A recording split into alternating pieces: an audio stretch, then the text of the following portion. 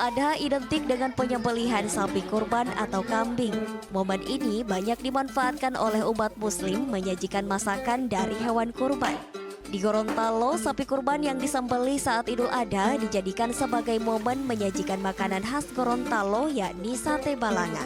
Seperti yang dilakukan oleh keluarga Taflin Zakaria, warga Kelurahan Dembe 1, Kota Barat, Kota Gorontalo. Setiap Idul Adha tiba, keluarga ini menyediakan sate balanga yang disajikan untuk keluarga atau tamu yang datang bersilaturahim. Sate balanga yang memiliki rasa yang khas menjadi favorit para tamu yang datang karena hanya disajikan saat Idul Adha. Sate balanga ini sate yang sangat luar biasa kalau buat orang Gorontalo, karena sate balanga ini satu-satunya sate yang dimasak dalam belanga, bukan sate yang ditusuk.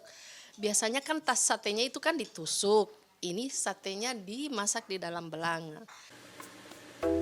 Untuk membuat sate balanga cukup mudah. Daging sapi dipotong dengan ukuran kecil seperti halnya membuat sate pada umumnya.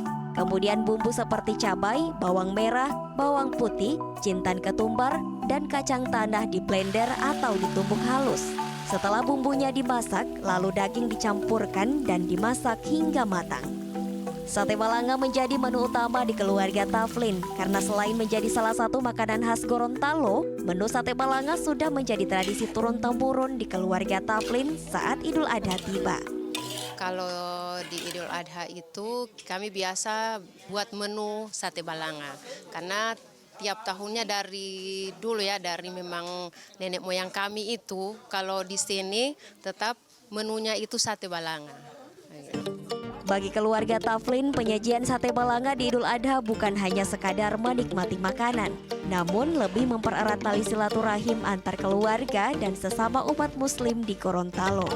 Mamat Kaidah, Agustiar Syafruddin, Kompas TV, Gorontalo.